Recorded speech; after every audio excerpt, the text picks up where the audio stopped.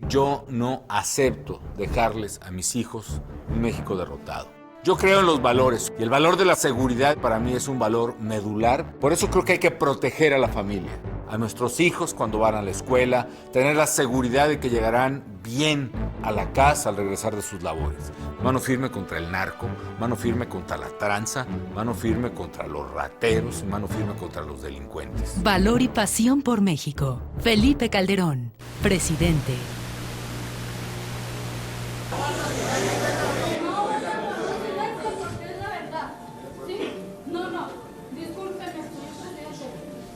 Yo no le puedo decir bienvenido porque para mí no lo es, ¿sí? Nadie lo es, porque aquí son más de 2 años que se está cometiendo asesinatos, se está cometiendo muchas cosas y nadie hace nada, ¿sí? Y yo quiero que se haga justicia, no nada más para mis 2 niños, sino para todos los demás niños, ¿sí? Yo no puedo darle la mano, decirle bienvenido porque para mí no es bienvenido, ¿sí? Yo quiero que esto se haga bien, que Juárez sea el Juárez de antes. Aquí Juárez está en luto, ¿sí? No es justo que mis muchachitos estaban en una fiesta. Ahora, quiero que usted diga lo que usted se retracte de lo que quiere, ¿sí? De lo que usted dijo, que eran pandilleros. Mentira. Uno de mis hijos estaba en Aguash, ¿sí? Y el otro estaba en la prepa. No tenían más que nada tiempo. No, es que no puede ser, señor presidente. No puede ser que digan que ellos son pandilleros. No tenían tiempo para andar en la calle. Estudiaban y trabajaban, ¿sí? Les apuesto que si usted le hubiera matado a un hijo, usted debajo de las piedras buscaba el asesino, diciendo que como yo no tengo los recursos, yo no los puedo buscar, ¿sí? No, siempre dicen lo mismo, señor presidente. El Ferriz, Baeza, todos dicen lo mismo. Y aquí no se arregla nada, todo sigue peor. Es la verdad, ¿sí? En mi casa están tendidos, ahorita estamos en el novenario. Yo quiero justicia para mis hijos, pero los demás estudiantes, porque eran de 14 años en adelante. Era una fiesta para un muchachito de 18 años. Póngase en mi lugar a ver qué siento yo, que yo no tengo a mis hijos, yo los 2 únicos hijos. Pero verdad que ustedes, señores, no dicen nada. Pero que ahí le aplauden al presidente porque vino. Que bueno, pues sí. Quiero que se ponga en mi lugar ahorita lo que yo estoy sintiendo. No diga por supuesto, presidente, haga algo por Juárez. Que Juárez se vea como antes era Juárez, no como el sangriento que está ahorita.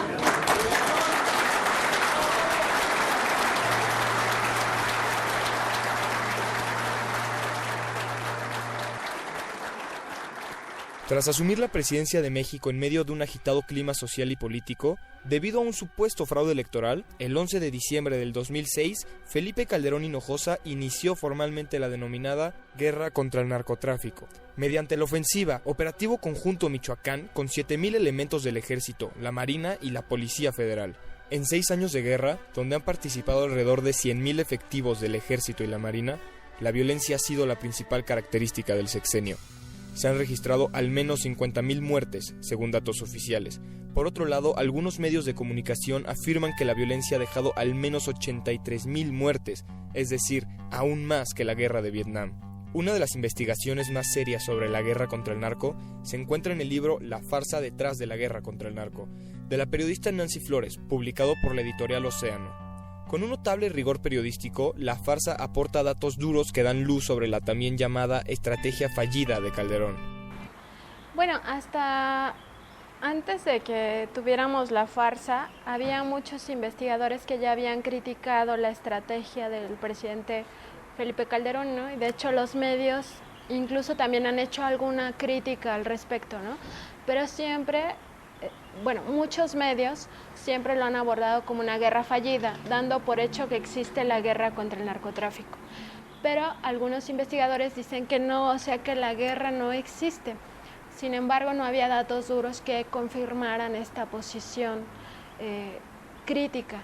Y yo lo que me propuse con esta investigación periodística es justamente eso, o sea, tener los datos duros que nos llevaran a ver si existe la guerra, si es una guerra fallida o si es una guerra que en verdad no existe. Entonces, fue esa la motivación, ¿no?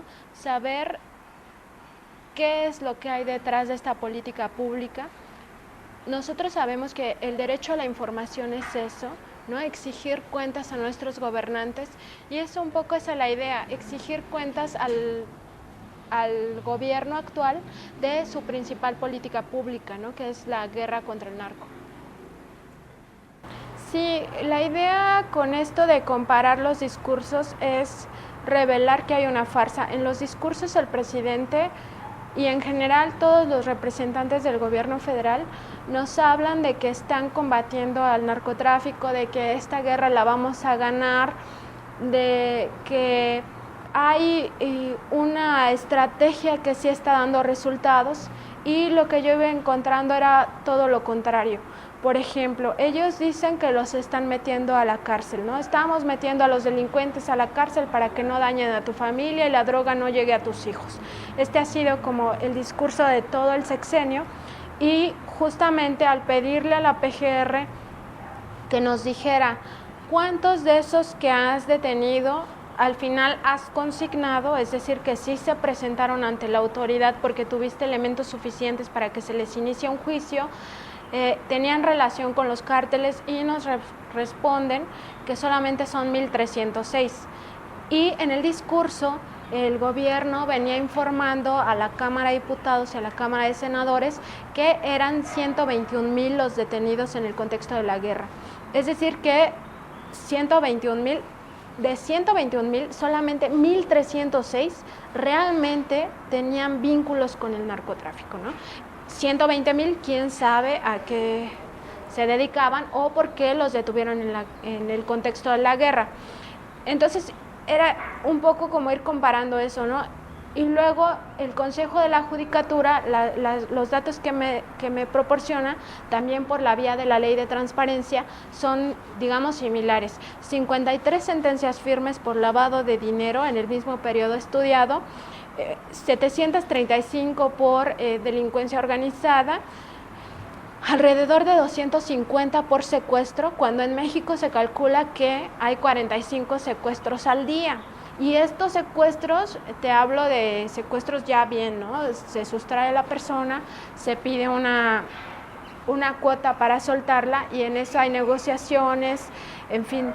No se trata de los secuestros express donde te asaltan, digamos, por varias horas, te llevan a cajeros, te van sacando tu dinero, y tampoco se trata de los secuestros contra migrantes que también exigen dinero a sus familias, ¿no? Sino simplemente de los secuestros como esta privación ilegal de la libertad con fines de lucro por un tiempo determinado, en lo que consiguen esa cantidad, pero que lleva días, ¿no? Y que incluso puede terminar en la muerte de la víctima, cuando incluso si pagan las cuotas que les exigen, no necesariamente es sinónimo de que va a regresar tu familiar. Entonces no había tampoco evidencia de que en la parte que le toca al Poder Judicial estuviera realmente dando frutos esta guerra, ¿no? Y lo que sí hay, por el contrario, es un saldo humanitario impresionante. Estamos hablando de alrededor de 60,000 muertos, que algunos medios como el Semanario Z de Tijuana ya habla de 70,000 muertos. La verdad es que no se tiene la cifra, podrían ser 100,000. El punto es que es muchísima gente la que está muriendo, que no necesariamente se trata de una lucha cuerpo a cuerpo, como también se nos ha querido venir diciendo, que todos los muertos tienen relación con el narcotráfico, y que prácticamente todos los muertos se generan en enfrentamientos, ¿no?